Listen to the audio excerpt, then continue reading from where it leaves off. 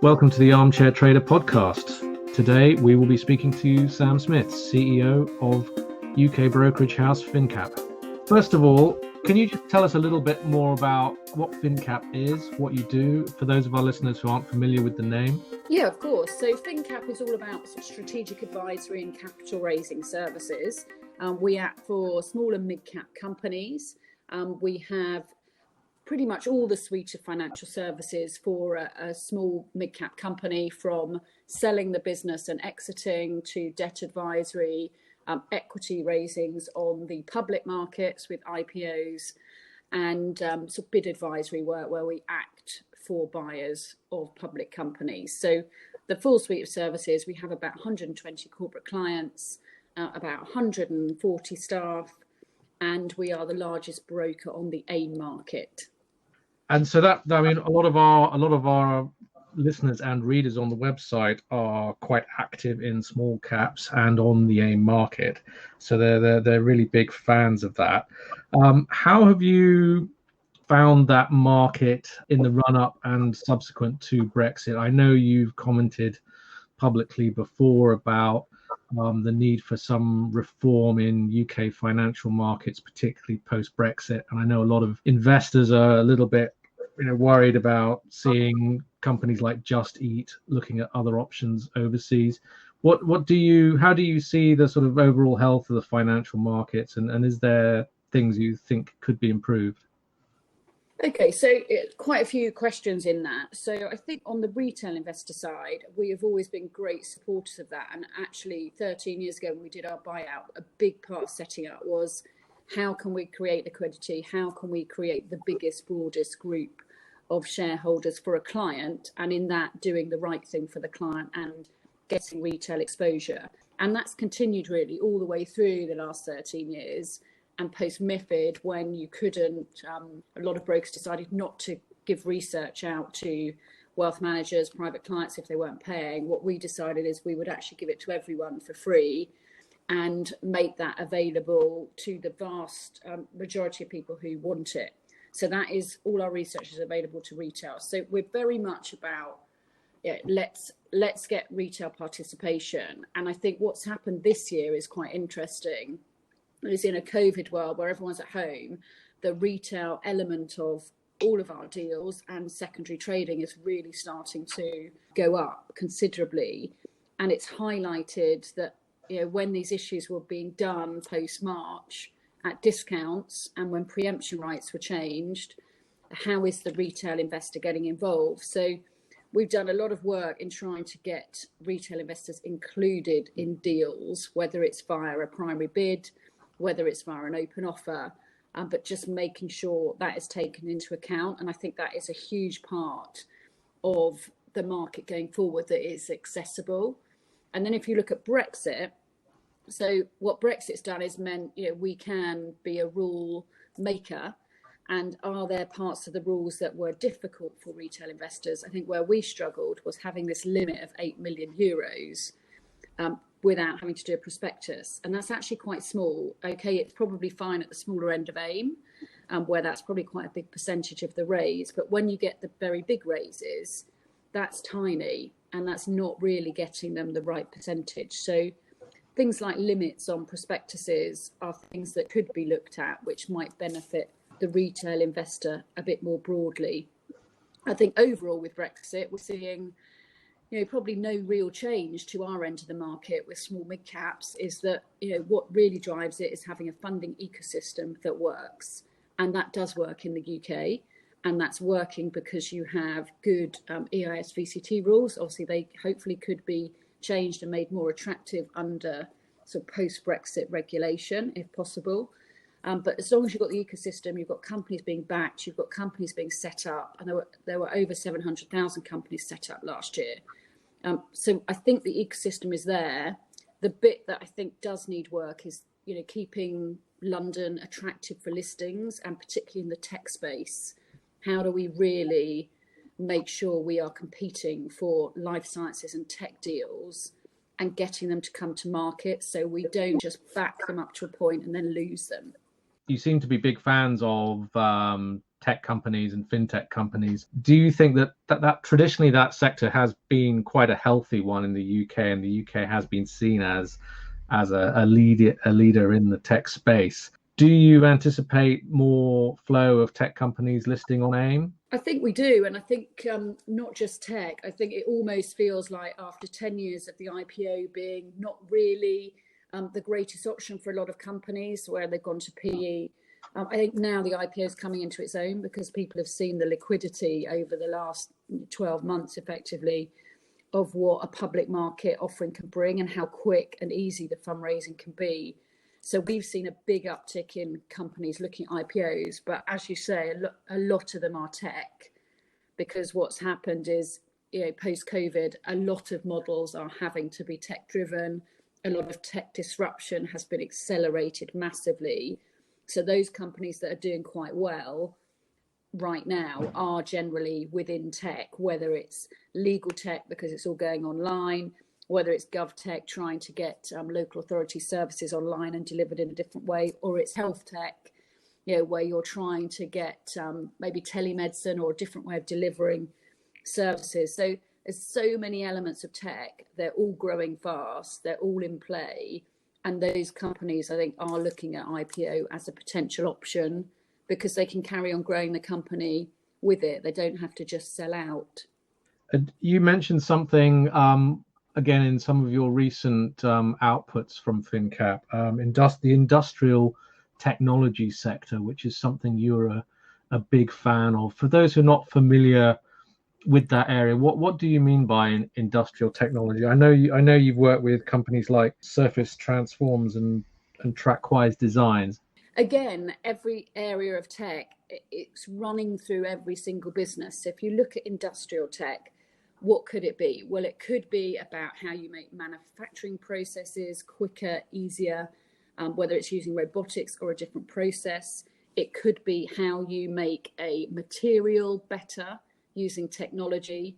So, is there a better, more environmentally friendly material, or is there just something in the process that technology makes it quicker and easier to produce? There's a company that we act for that is industrial technology, but they take plastic particles out of the water in a washing machine. So, that is also industrial technology, but that's a very specific, plastic orientated water product. So it is quite broad, but it's almost anything that involves the manufacture and processing of something that can be better enabled with tech. And you touched on some of the environmental issues. I mean, this is obviously a huge theme at the moment for investors, and we're seeing a lot of interest, certainly on the Armchair Trader, from people looking at smaller companies that have a strong sort of climate-related or environmental technology edge. Is that something that you're seeing on your side as well? Is there more interest in those sorts of companies, and is that looking like something you'll expect to continue this year? Yeah, I think absolutely. I mean, our view is this is the start of a megatrend, that it's been relatively slow moving. COVID absolutely accelerated it because the focus is now on how is business giving back to society? What is it doing? Investors in funds are very much driving the behaviour of institutional investors because they want something that's more ethical. So the ESG, environmental society governance word, is definitely out there, and investors are looking at it more than they ever have before, and funds are flowing into those areas. So that will drive fund managers to start looking at opportunities that have real ESG creds. So I would say it's the very start of a mega trend. We are starting to see ESG based IPOs that are looking to the market. We're starting to see fund managers think about ESG when they're investing in secondary placings. But I think there is a lot more to come. And I think our belief as a firm is quite quickly, and with all these mega trends, the pace of change, it just happens much faster than you think. We think there'll be a time soon where almost if you're not an ESG stock or you can't prove your sustainability, so governance, social impact creds, you will probably become uninvestable. So we're very much trying to push that message out. We've actually launched a reporting product, which is how SMEs, quoted SMEs, can report on ESG, just to give investors a bit more steer on how they're thinking and the direction of travel, so those companies don't become uninvestable. So I think it's a big theme. I don't think it's quite there yet, but I think when it goes, it's really going to be big. And this is obviously, I mean, I've seen this being an issue for fund managers themselves, because fund managers have their own, are starting to have their own ESG reporting requirements. The European Union is bringing in new directives around this area as well. From the perspective of the private investor who might be also, very ESG conscious, do you envisage a point where smaller companies will be producing ESG reports for the private market as well? Absolutely, which is why, going back to this, what can we do about it, and finnCap trying to lead the charge on it. In September, we came up with a finnCap ESG scorecard, which is looking at sort of 11 metrics of how a company can not be frightened by this, but start thinking about just some basic things that you can do to think about ESG. And it starts with just basic monitoring. What is your environmental impact? Just knowing what it is, doing some measurements, looking at your board. Is it diverse?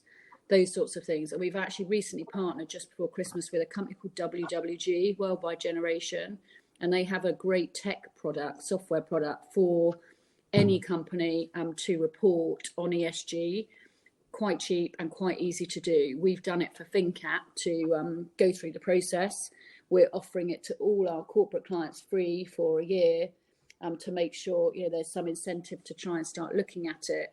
And we're trying to promote that to all SMEs in the quoted space, that there is this product around, you can do it, it's not going to take loads of time and money, but actually let's all start this journey, because I absolutely think investors will be pushing for this. And what you don't want is a company to be behind the curve.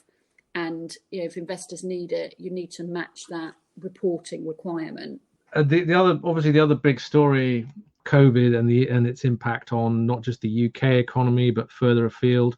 Are you seeing any impact on the AIM market, on smaller companies, on the pace of companies coming to the market, or has it been more negligible? So it's actually been quite marked, and it's not necessarily directly because of COVID, but indirectly. What COVID meant is back in March, when things were all looking quite difficult for companies and they wanted to shore up balance sheets, what happened is, rather than the market shutting, which sometimes does, in the global financial crisis, everything shut, it suddenly was open for investment. So companies could raise money, could shore up balance sheets. Then you found that good companies that weren't struggling with COVID were able to raise money and do deals and make acquisitions and raise growth capital. So you had this big sort of wall of money raised very quickly, which has continued pretty much since March, all the way through. And what that's done is driven companies that are growing to think about public markets in a way they didn't before. So what we've seen is companies who are growing having IPO on their agenda, where it hasn't been on the agenda for a very long time. So the deal flow that's coming through in IPOs, I mean, we're seeing, I think on Monday there were 4 intention to float announcements. We've obviously had Moonpig and Dr. Martens, which have been successful IPOs in terms of post-IPO pricing. So you've really seen a big sort of demand to look at an IPO as a possible route for growth capital for companies, as well as PE exiting. So it's well up there on the agenda. We're seeing a great pipeline, tech, life sciences, particularly strong areas, as well as e-commerce to look out for. But I suspect this is the start of a lot of IPOs coming through the system. We've obviously seen a lot of private equity companies that have been active in sectors like technology that are wanting to now shift those companies onto the public markets. Do you think that the pricing that those companies are coming onto the markets is fair, and that the investments that some of these PE funds are retaining are priced differently from those that the guys buying the shares at the IPO are buying it at? In other words, is there too much of a disparity between the original investors' shares and those that are actually appearing on the market. So you're talking about the disparity with when they bought the asset and then they're floating it quite soon afterwards at big multiples of that original investment. Exactly. If that's fair. Yeah. It is difficult. I think everything about markets that we look at is it priced properly at the time? I think trying to go back and say, did someone get a great deal? Is it unfair that they've benefited? I think that is a difficult argument. I think where we look is just on the day of IPO, is this priced properly? Are investors then going to make money after the event? And has it got a decent aftermarket? And if that's the case, then that pricing is right. Are you including all the right investors? Are you allowing retail to get involved at that point, or are you just going to institutions? And do retail have to buy, in the aftermarket when it's already gone up 20%? I think that is probably more relevant. But, PE they do their own thing. They take risk in a different way.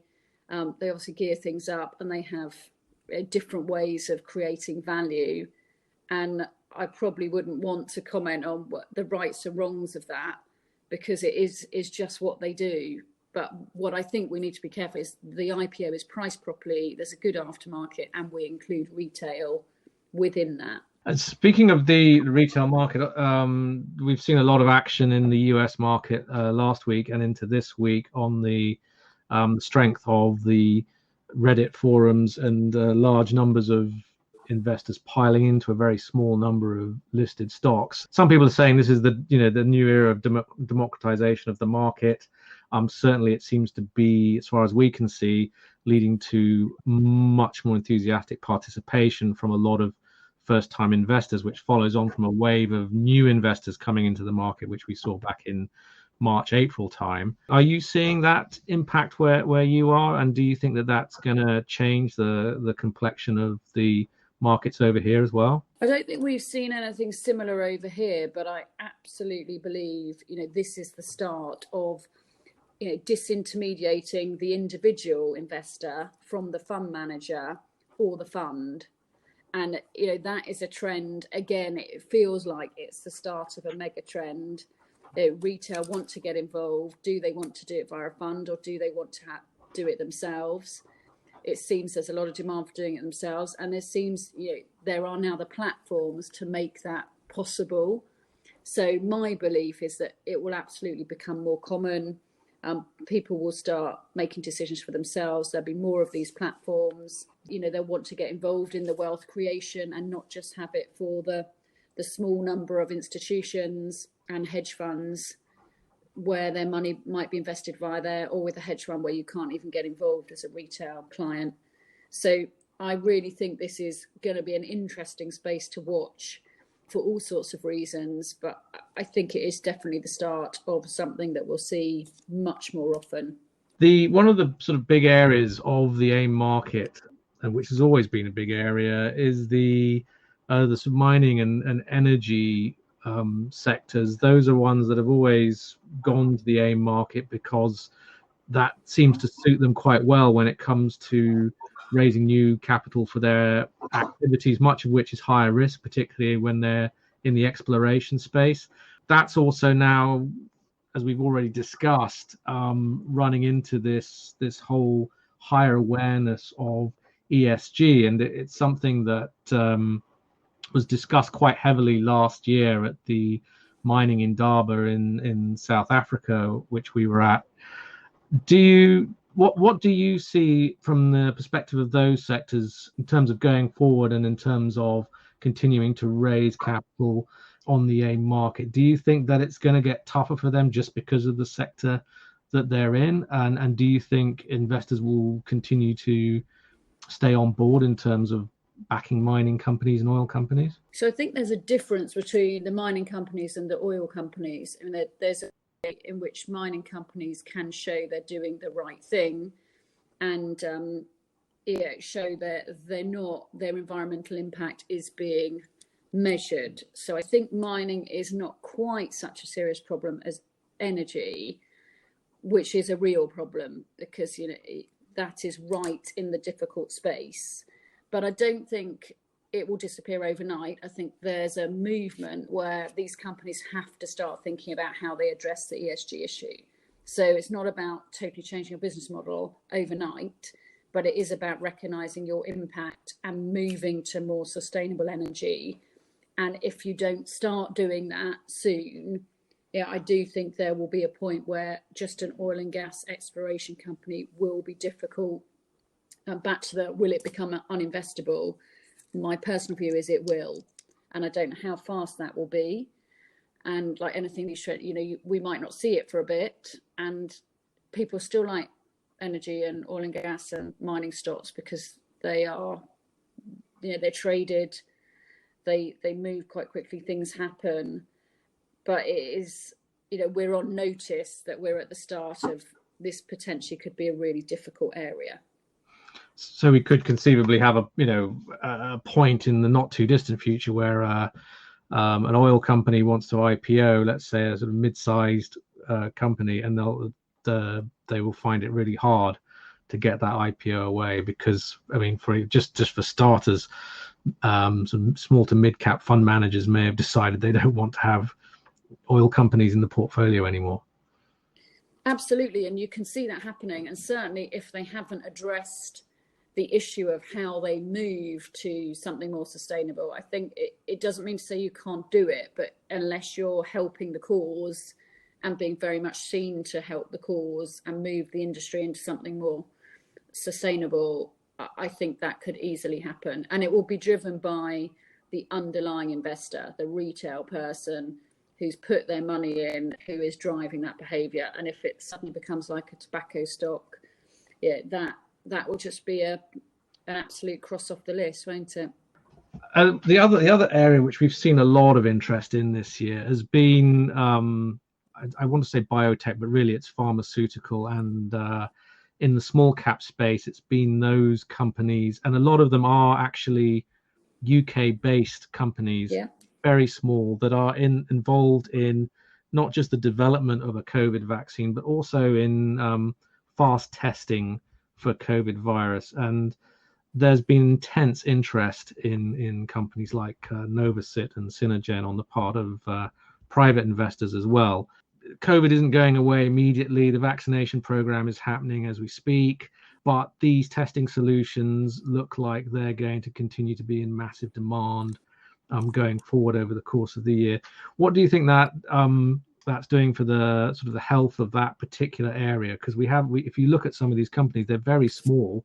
Some of them have less than 20 employees, but their shares have really shot up and are trading at many multiples from where they were just 18 months ago. Life sciences, like you were saying, energy and mining might become a dirty word. Life sciences seems to have come into its own, and we are leaders in this space. We've been in it forever. It's very core to us. We love this sector, but for 13 years, investors haven't really loved it too. And it's been difficult. And what has been great about this period is it's put into focus the whole life science space, which is, as you say, it's from testing to devices, to delivery of healthcare, to drug development, and actually meant people have realised there is a real impact here. There is risk in this pipeline, and it is a bit in a way like an oil company, or where you might drill for something and it might take years to come to fruition, and it's a binary outcome. Life sciences is quite similar to that, but for some reason people haven't been able to get over the time taken to develop a drug. What this period has done is put it so much in focus that it's changed the perception of how people see life sciences and drug development, and it's made people focus on the long-term value of that product. So if that product's addressing a need, which might be a massive global need, and that market's big, you can start seeing why that company can be really valuable, not just about the income it's generating early on. And that's a massive repositioning for life sciences in the UK, certainly. So the interest in it has been sustained. Obviously, the share price performances have been amazing, and raising money in it continues to be really good. But I hope more importantly, as a longer term theme, investors are starting to see why life sciences businesses are valuable. and that makes them much more investable and much more mainstream. So it used to be very much, we would have specialist people selling our life science stories to specialist people. Now it's almost like tech. Everyone has to understand it because it's a really important part of a portfolio.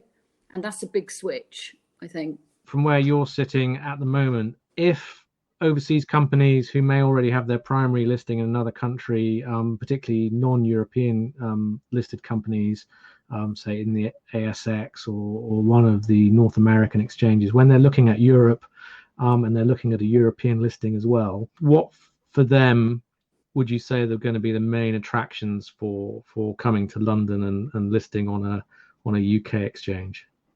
Well, I think we've obviously got the listing review at the moment, which will hopefully make that more competitive. But I think outside of that, the liquidity, particularly if you're a growth company, is the best place to be. I mean, AIM and the smaller end of the FTSE, if you're a company that's sub 300, 500 million market cap, you will get some liquidity and interest in the UK market, whereas you may not in the US. So I think there's still a real place if you're a growth company in a growth sector, which obviously tech and life sciences are, that the UK market is still by far the best place to go. And reputationally, it's starting to, I think, be seen as that as companies get more credible, and there are bigger companies on AIM in particular, that are doing well. That all helps that reputation.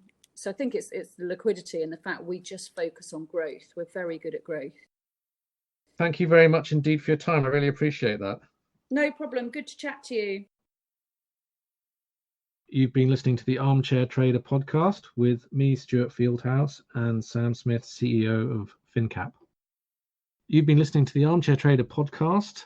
To get up-to-date commentary on what's happening in the share markets, both in Europe and North America, and our views on some of the emerging investment stories in the small cap space, make sure you check out www.thearmchairtrader.com and sign up to our free daily newsletter.